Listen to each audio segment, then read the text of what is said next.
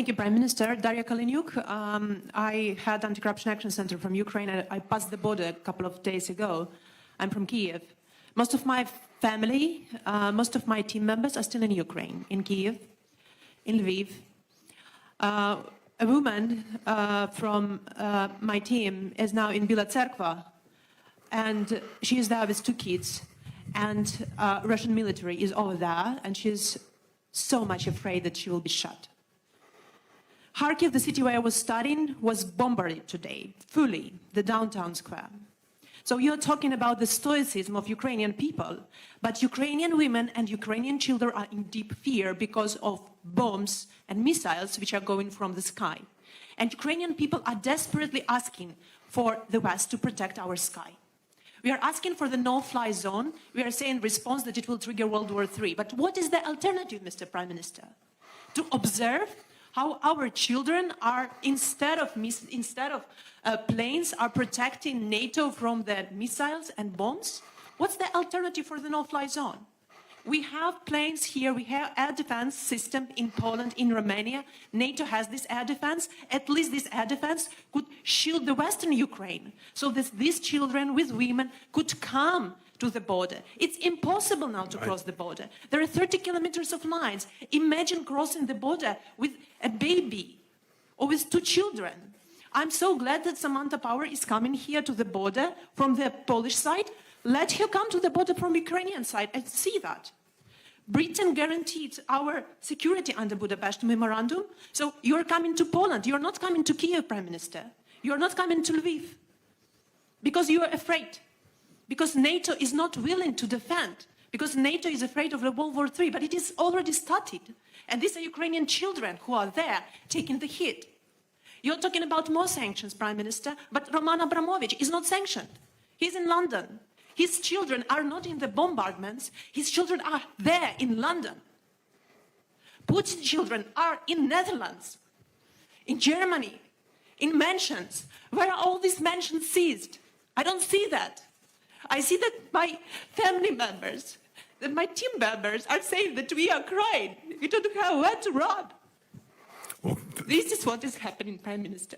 Well, thank you very much for your questions, and thank you for getting here today. And I'm glad that you have been able to get here. And look, I just want to say that I'm acutely conscious that there is not enough that we can do as the UK government to help in the way that you want. And I've got to be honest about that. And when you talk about the no-fly zone, as I said to Volodymyr Zelensky, I think a couple of times, unfortunately, the implication of that is that the UK and would be engaged in shooting down Russian planes, would be engaged in direct combat with Russia. That's not something that we can do or that we've envisaged. And I think the consequences of that would be truly very, very difficult to control. What we can do is all the things that we are doing already, and providing as much help and support to the Ukrainians as we can. And as I said to you earlier on, the UK was the first European country to offer military assistance. Also doing everything we can to tighten the economic noose around the Putin regime. And we were amongst the very first to put that package together. And I have to tell you, I think that it will work.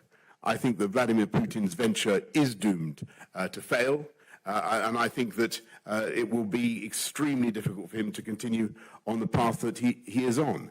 But in the meantime, as you rightly say, there is going to be a period of suffering for the people of Ukraine, for which Putin and Putin alone is responsible. He's taken a decision that I think many people around the world find absolutely inexplicable as well as inexcusable.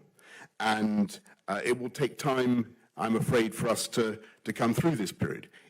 All we can do in the meantime is help people like your crew and your family to get out, to get to safety, help them with all the humanitarian support that we can provide, help them to come to the UK, and we certainly will. But I cannot pretend to you that this is going to be something that the UK can fix by military means. And I think it would be wrong of me to do so. But what I will say is that I think that this whole misadventure by Vladimir Putin has raised questions now about the security of Europe and what we do. And I think it was entirely reasonable of Volodymyr Zelensky to ask, for instance, for EU membership. And I think that NATO will have to think much more about some of the ways in which we think about European security in the future. Because clearly, if Putin can attack Ukraine in a way that is unprovoked, a completely innocent country, then that has big implications for the world and for the security of other countries as well. And that's why, amongst other things, the UK is intensifying our support, not just for Poland, but for the Baltic countries and for all NATO's eastern frontier. And if Putin thinks he's going to get less NATO, he's going to push back on NATO as a result of this action, he is going to be gravely disappointed. All that's happening as a result of what he is doing is that he is strengthening the resolve, not just of the Ukrainians, but the resolve of the West as well. And to get back to your fundamental question about why isn't the West actually coming and giving direct military support? Well, basically for the reasons that I've given. But I think you will also accept that the crisis, the tragic crisis of the Ukrainians is moving governments and peoples, think of the Germans, think of the EU, to do things that would hitherto have been unthinkable. And that is a measure of the sympathy that Ukraine is currently evoking around the world.